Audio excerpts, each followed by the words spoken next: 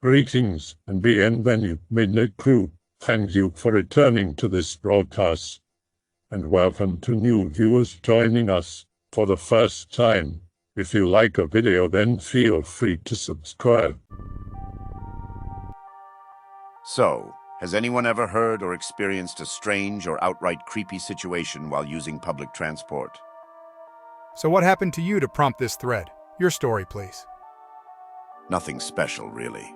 Just a random experience that creeps me out, but in no way supernatural. I fell asleep due to traveling for a long time. In dreams, I remember something strange happening, like being in the middle of a field in a storm. Suddenly hear thunder. Wake up. Hear again the thunder. What the hell? Electrical failure. The thunder was a short circuit or some kind of explosion on the electric rails. The wagon stops on the tunnel between two stations. Look around. The entire wagon was filled with people, all kind of confused or scared. Suddenly, the power goes off. There isn't light, and there is only darkness all around.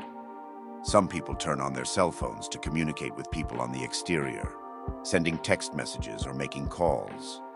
Blue faces, disembodied faces floating in a dark room, with expressions ranging from anger and frustration to fear and consternation. Turn around to look at the window. An old woman that I couldn't see clearly touched me on the shoulder. When the metro is stationed on the obscure tunnel between each station, alone on the darkness, you shouldn't look outside. I want to nod and walk away slowly. These tunnels are cursed. The souls of the damned pass through here on their way to the other side. And if you look through the window, they will drag you on when attempting to escape their fate. What is going on with this old hag? A white light crosses through a tunnel right in front of the window. A friend would later explain to me that it was a worker running to find the place where the failure was located. Eventually, the power comes back. We move into the next station. The doors open, and I look at the old woman who warned about the souls. Nowhere to be seen. She was outside, walking on her way outside, when she turned around her head, looked directly at me and repeated his warnings. Where did it happen and what station? Oh, I forgot, it happened here in Mexico. Orange Line 7, on my way to Mixcoke Station. Oh, shit, man. I'm from Mexico, too.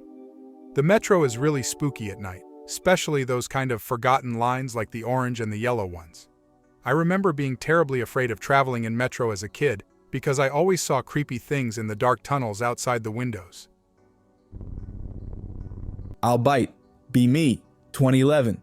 19 years old engineering student at a well-known college in my state. Take commuter rail back to my hometown in central New Jersey. I go to school in northern central New Jersey to visit my girlfriend of 1 year from high school for her birthday. We hang out from 5 p.m. to about 1 a.m. when for some reason, I forgot why, I decide to take a train back to my school. Are you sure, Nun? It's the late train. You can stay over if you want.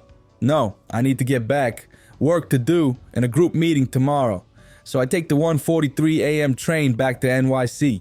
When I get on, I have my own car. A few other guys get on at sketchy stations and are kind of scary looking. One guy saying, "Don't fucking worry, I'll be there, I'm gonna fucking handle it." On his cell phone over and over again. Too spooky for me. Finally arrived at Newark transfer station. Find out I missed the transfer train since it's the weekend and early morning. I have to wait 30 minutes. Station is empty except for one homeless guy that keeps shaking and staring at me from about 50 yards away, scared shitless. Walk down the platform, run into a janitor type dude. Seems pretty chill. We shoot the breeze, homeless guy disappears, train arrives, full of construction workers and other late night crews. I got back to my school about 3:45 a.m. Would never do that again. Late night trains are spooky. Everybody has seen the urging for the use of public transport. Environmental agencies to governmental agencies push insistently for the common man to cease use of his car and take to trains and buses. Aside from the dubious environmental benefits, public transport is pervasively affecting society. Ditching a car for public transit in the first place is a crime against individualism. They don't want you to have independence beyond their set routes. And what about the rails and tunnels? Why must the trains and vehicles go underground? The rails can be manipulated to make hypnotic sounds, strengthened by the echoing tunnels. The manipulation of roads is an entirely different conversation to be had. Worst of all, however, is the brainwashing advertisements aboard the trains and buses. Public transport is a scheme by greater forces to brainwash, hypnotize, and erase our identities. There's this one time when I was coming back from the library. I took the subway. I sat down in front of this businessman, and at some point I was so bored I started looking at him, straight in the eye. I had my hair dyed black back then, long and slightly tousled, and was dressed in a black dress, kind of Lolita-like. I looked really creepy. I tried not to blink, and the guy started noticing my staring. After 2 stations, it was plain he was incredibly nervous, and he got off in the 3rd. You can't imagine how hard I laughed. Oh man, I'm reminded of this one guy my best friend and I have had run-ins with. First, a little context. Be me and my bro live in southwest Sydney, 10-minute drive apart, but neither of us have cars, so we have to catch public transport everywhere. Despite living close by, our local train stations are on different lines, which intersect at Glenfield. Therefore, if we want to hang out, or if we want to go anywhere really, we have to go through Glenfield Station at some point.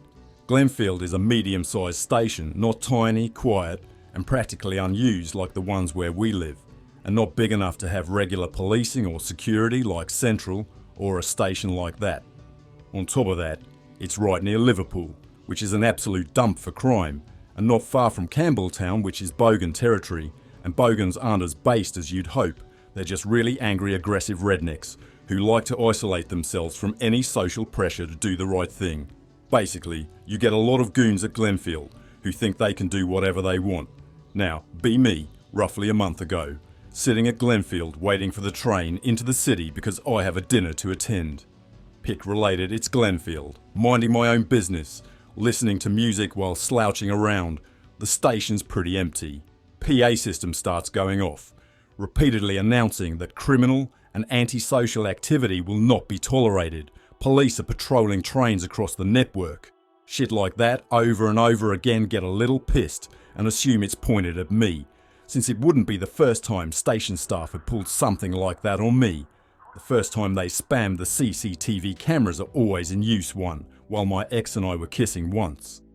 And my mates later said I looked like a Bond villain the way I was dressed, and just generally have a reputation for looking suspicious, but then I heard it. Some asshole further up the platform was cackling like the fucking Joker. PA starts spamming anti-crime announcements again, and I realise they're not meant for me. Stand up and look around to figure out what their issue is with an annoying dumbass who laugh like the Joker. Spot the laughing guy walking along the platform. He walks in front of a small Asian guy, immediately snaps, stops laughing, and starts bringing his fist back as if he's threatening to deck the guy. Execute guts and honor.exe. Put my sunnies on, shove my hands in my pockets and start walking up, feeling like a somehow even more autistic Jotaro Kujo. My plan was to sneak up behind the bastard so that it would become a 2-on-1 and therefore force him to either back down or face both me and the guy he was threatening. As a word of advice to anyone dumb enough to think the same way as I do, first of all, putting your hands in your pockets and imitating Jotaro's gigavirgin body language is unhelpful for keeping your own confidence high enough to engage someone in combat. Secondly, if you plan wholly to take advantage of something external, like my plan to sneak up and turn it into a 2 versus 1, rather than basing your plan solely off what you can control, such as merely preparing to just fight the guy no matter what happens, you will very quickly find your plan falling apart and will panic as a result. Anyway, so yeah, the stealth plan fell apart. I don't really know how, but as soon as I started walking, the guy detected my approach from about 10 meters away while his back was turned, and then immediately turned around and walked towards me instead while cackling again. Oh, you're approaching me .jpg. My initial plan fell apart, but at least I'd drawn him away from the guy he was trying to attack, so having accomplished that much, I pretended I was merely repositioning myself on the platform and pressed up against a wall. For a bit more context, if you couldn't already gather, I'm extremely goddamn autistic and grew up with an abusive father. As a result, my hearing is unparalleled.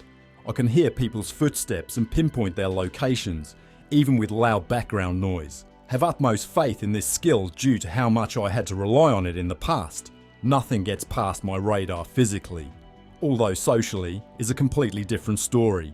Anyway, back to the story now. Pressed up against the wall, breaking line of sight with Joker cuck. Hear him yell, "Yeah, that's what I fucking thought, that's what I fucking thought." Begin to seethe. If he'd said that while I was walking, I wouldn't have cowered it out, shove it aside, and focus on tracking footsteps, since there's still the possibility he might sneak attack me from behind. Footsteps and laughter go around behind the elevator, well I was against like I'd expected, but then entirely vanished. What the hell? Did he just shut up and stop in place? Take advantage of the fact that even if he's waiting behind the elevator block for me, I'll still have just enough cover to book it over to the Asian guy. While heading up to the guy, look over my shoulder and take a peek at the elevator block. Joker guy wasn't standing where the footsteps ended.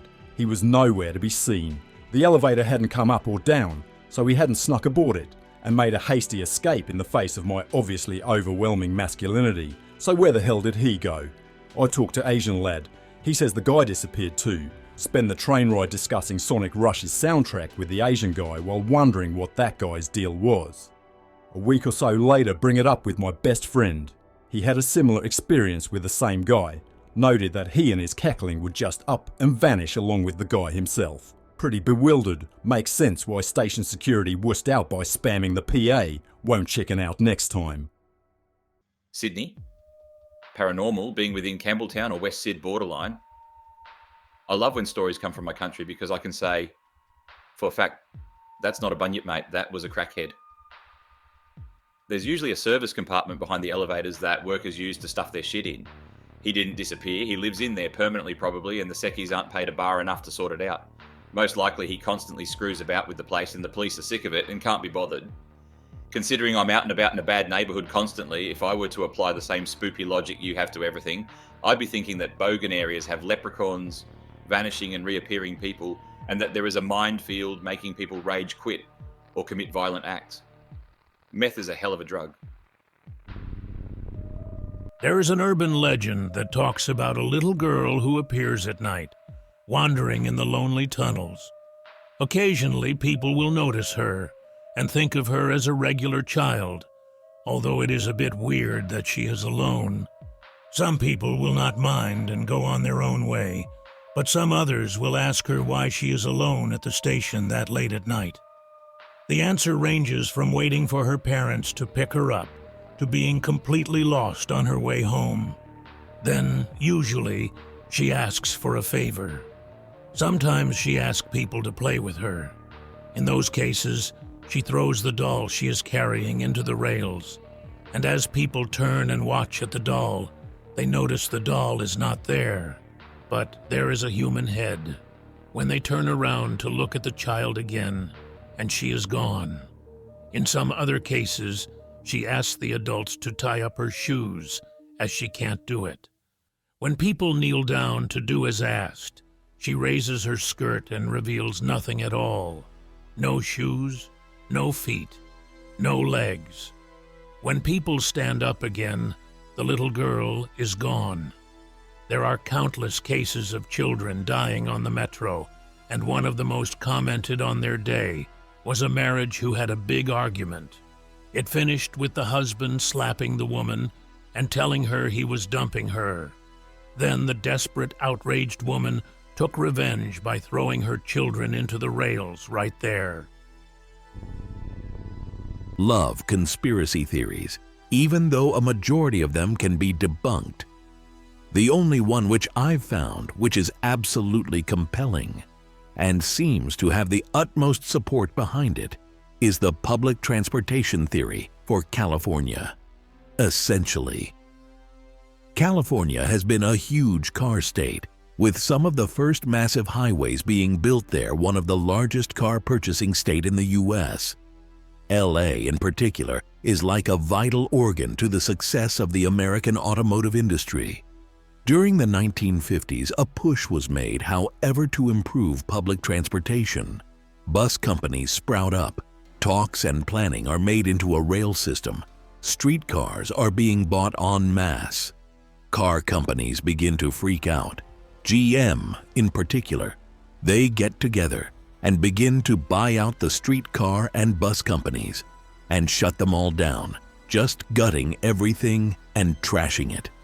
Within a matter of 5 years, LA goes from having a relatively decent public transport system to absolutely nothing. Car sales go up, and no one is the wiser. Same thing happened in Michigan. For decades now, Michigan has wanted some type of rail system that would connect Metro Detroit to downtown Detroit. And for decades, lobbyists from Ford, GM, and Chrysler have been vehement in shutting it down. Only last year did development begin for a rail system that would run down Woodward to connect to downtown begin. Yet it keeps getting whittled down further and further. I'm pretty sure only Illich has been able to keep it alive so far. I've thought about this before too. At the dawn of the automobile, Europe was putting heavy stock in public transport.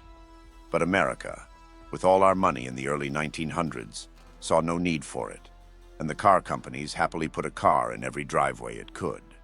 So when 1929 happened, Americans lost all that financial freedom and were unable to do much, due to lack of public infrastructure. It seems so perfect that in a country where the supply of innovation will always rise to meet demand, an outside force would screw it all up and sabotage progress for profit and control reasons. That's not a conspiracy, it's just cutthroat business. Move into the city at 18. Never been outside the suburbs before. Confused by public transport. Reading the sign at a train station, obviously lost. A homeless man approaches me and asks if I need help. Yes. I was very sheltered at this point. Honestly, I don't think I'd ever seen a homeless person before homeless man asks where I need to go, I tell him. He explains how to get there, tells me which bus to take, explains the train system, etc. Genuinely very helpful. I thank him and figure I should repay him somehow. Ask him if he needs anything. Homeless man shakes his head, then looks around quickly, motions me over and whispers if I want to see something. Okay. He cups his hands and asks me to look inside. I oblige. WTF. Inside his hands, I see a kaleidoscope effect. Kind of like there are mirrors moving, making it look like his palms are splitting apart continuously. I look at the homeless man and ask how he did that. He looks very sad and says he doesn't know. Bus arrives. So long. As the bus pulls away, I see the homeless man watching me. He's crying. Nervously look away and never see him again. I still wonder to this day WTF happened. B19. Bus to college early in the morning. The bus arrives at 6 a.m. on a main street that goes right through my town. Daylight saving time was over. 6 a.m. looked like dead of night for a few weeks. Was okay because a fellow college-goer would walk with her dad to the bus stop around the same time as me. I guess she was late one day, but the bus was late too. Sitting there at the bus stop alone. Banged up old pickup truck with 2 guys in it. Stops at red light, which is right in front of intersection. Oh my gosh, hey girl, do you need a ride home? Shook my head and hands, say no. But I didn't want to say where I was going or where I live. They make a sharp screeching turn around the corner. Behind the bus stop is a parking lot and a business building. A few minutes pass. A guy from the truck is walking towards me. See metal pipe in his hand. Feelings of pure dread. Feel like Susie Salmon trapped in her underground death cabin. I don't want to get up and run for some reason, too afraid to do anything else. Clutch phone watch him. Gives me the most method-out-looking smile while swinging the pipe in his hand. Hesitates to stop in front of me. Runs to the corner first and glances. Starts spazzing out, motherfucking goddammit, runs away to his car. Seconds later, a college-going friend and her dad arrive at the bus stop. I shed tears of relief. Couldn't even speak to explain what happened. I wanted to hug both of them so hard. A police night shift story. Wanted to post this in military spooky green text, but never got to. I worked as a command room operator for a police division assigned to public transport security. Basically, we are the police that handles matters arising in trains, subways, and buses. The room I work in can access all subway system CCTV cams at any time. Story begins on a typical night shift. Me and a few guys are chilling in the operations room. All the subways in my country are closed after midnight for context. We would be informed of any maintenance personnel at any particular station. This was not one of those days.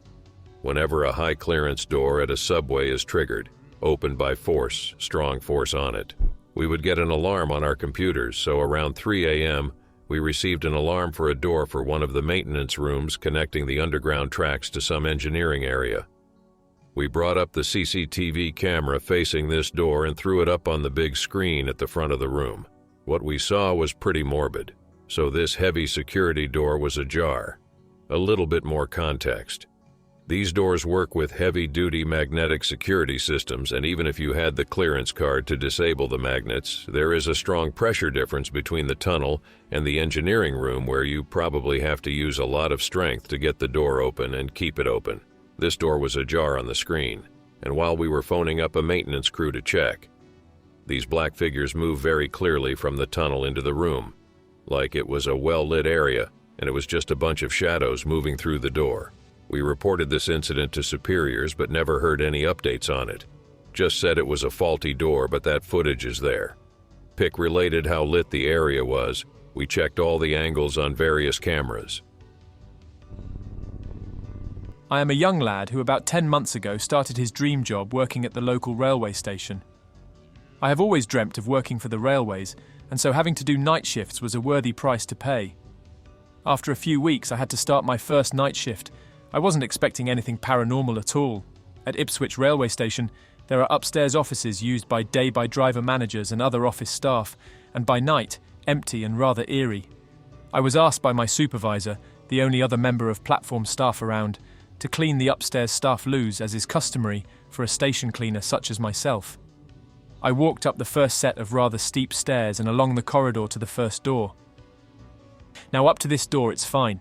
You feel normal. But once you walk through the door, it becomes very strange. You sense you're not alone.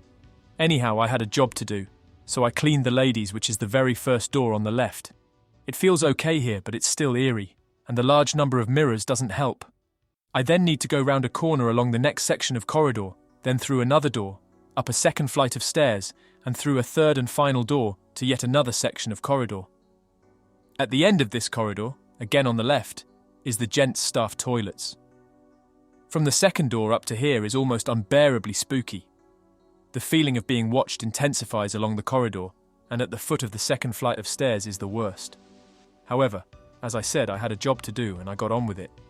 Being new, I didn't want to mention it for fear of being ridiculed, but I really didn't like it up there. Now, as a cleaner, I do 7 night shifts in a row. On Wednesday, which is towards the end of the week of nights, I had a stranger than normal experience. I had cleaned the ladies and the gents, so was heading back towards the stairs. As I reached the door that opened to the flight of stairs, I looked up, and for a few moments was sure I saw the figure of a woman at the foot of the stairs, where I had felt the strange sensations of being watched so strongly. The scariest part was to get out. I had to go through where I had just seen the woman. However, even with all this, I waited a few seconds after she had vanished and passed it off as me being tired from almost a week of nights, which I wasn't accustomed to. As a result, I never mentioned it to anyone. About 3 weeks later, I was on nights again with a supervisor. I was very friendly with him as he had trained me when I first started, so we were talking and we started talking of ghosts. He asked me if I knew about the station ghosts. I said no, I didn't have a clue. He looked at me and said, "Do you know where the station is haunted?" I thought for a second and said upstairs. Sure enough, he nodded and confirmed that the strongest feeling he got was when he was at the foot of the second flight of stairs. He also mentioned about the public ladies' toilets on platform 2, though as I never experienced anything there, I shall not repeat that story. Oh yeah, late night experiences on public transit are a bit loopy. From a practical perspective, you've likely been up 16 to 18 hours, completed a workday, or are coming off a shift. The cars are usually emptier than they are during peak hours, so there's that. Plus, the lighting is weird in nearly every train or bus I've ever used, with lots of glass that looks out into the darkness of night. Or the hypnotic lights of tunnels, or in elevated trains, the rhythmic aspect of the passing, illuminated urban landscape. Oftentimes, late-night transit is coming back from a bar or club or arena or performance space, so in addition to fatigue of the day, the contrast in lighting between the interior and exterior spaces and the rhythm, hypnotic quality of the moving vehicle, sometimes one is coming down from some sort of social, stimulating event, and the waning adrenaline also contributes to that sense of untetheredness. I love that feeling. It's just very conducive to setting oneself adrift, just so long as you don't miss your stop or station. Anyway, cool topic. Good times aplenty. It happened about a week ago. I was catching the last train home from my dad's house. It was about 11:15 and I had to stop and change trains. The station I was left at was completely deserted and dark. I was there alone, or so I thought. The train screen notified me that my train was going to be delayed by half an hour, and so I settled myself on a cold bench. Just my luck. I wrapped myself in my coat trying to keep warm, but something in the surroundings kept making me shiver. Goosebumps filled my skin as I looked across the track. On the other platform, about 10 meters away, I could see what appeared to be a teenage girl, fairly tall and slender. She was perched on the edge of the platform, her legs dangling ever so close to the railway line. Due to the lack of light, I wasn't too sure what she was doing, but without hesitation she suddenly jumped onto the track. My heart stopped, for all I could see was her outline in a dark shadow. I screamed at her, "What the hell are you doing? The train will be arriving any second, get off the track." But she didn't listen. Instead, she slowly started tiptoeing along the track towards me. Her face wasn't directly looking at me, but appeared to be looking ahead, as if she was curious of what lay in front of her. My heart was beating so fast and I was petrified. At a quick, abrupt jolt, her eyes met mine. Her skin was pale white, and her deep-set black eyes were burning through me before I could even acknowledge what she was doing. The train screeched round the bend, edging ever so near her. It must have been centimeters before hitting her, when she just vanished before my eyes. The noise of the train braking sounded like a girl's scream. All I could imagine was that this was a victim of a train wreck, and she now haunts this station. Friday night storytime /X/. Fair warning that this story doesn't have a crazy conclusion, but that's because it actually happened to me this week. Be me. Riding public transport in major city, early morning commuting to a shitty office job, already late. Scramble into the train car, find a seat facing the correct direction. That feel when no motion sickness. At least something's going right today. Briefly catch the eye of a woman sitting opposite me. Cute MILF, maybe 40, dark hair and eyes. Wearing a winter parka, hood pulled up, bright red suitcase on floor. Her gaze is weirdly intense, almost like she's staring at me. European vibes, I think to myself. There's a major airport nearby, lots of tourists. Look away because of anxiety and immediately go back to listening to a podcast about Byzantine mysticism. Glance back moments later, she's openly staring at me. Start to feel an intense mixture of discomfort and desire. I look away but can't keep my eyes on the window. Feels like I have to look back. She's still staring at me. We lock eyes and stay like that. Her expression is comforting but also sexual. I keep thinking I should say something to her, but the work meeting is at soon o'clock, so I can't miss my station. Time passes crazy fast and the loudspeaker announces my station. Feels like I just woke up from a dream. Massive effort to break eye contact and get out of the train. Turn around at the station and she's still staring as the doors shut. The train pulls away and suddenly I'm overwhelmed with physical shakiness. Feels like after a terrible jump scare. Feels like that for a solid hour afterward. The wildest thing is that the whole time I had this enormous instinct to go sit next to her. Kinda missed her all morning despite the just survived some shit feeling. What the hell did I encounter anons? Am I going schizo or was I just looking at some lonely weirdo? I hope that you enjoyed tonight's broadcast. If you enjoyed tonight's story, then please subscribe to the channel as more green texts will appear daily. A new broadcast will appear when the clock strikes midnight Central Time.